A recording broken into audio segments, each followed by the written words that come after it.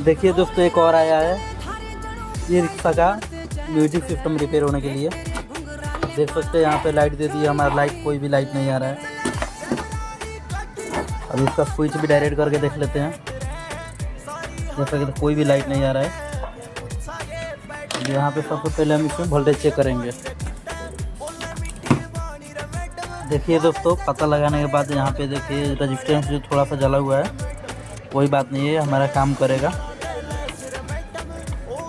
वहीं से हमारा लाइट यहाँ पे सप्लाई नहीं जा रहा है। देख सकते यहाँ पे जैसे डायरेक्ट कर रहे हैं शॉर्ट तो हमारा लाइट आ जा रहा है। देखिए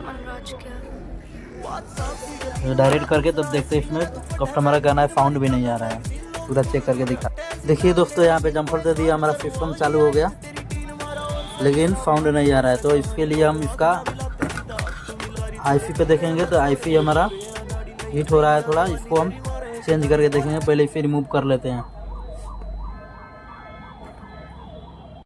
देखिए दोस्तों, आईसी रिमूव कर दिए, अब इसमें न्यू ऐड करते। देखिए कितना फ्रेश, कितना सफाई से काम हुआ है।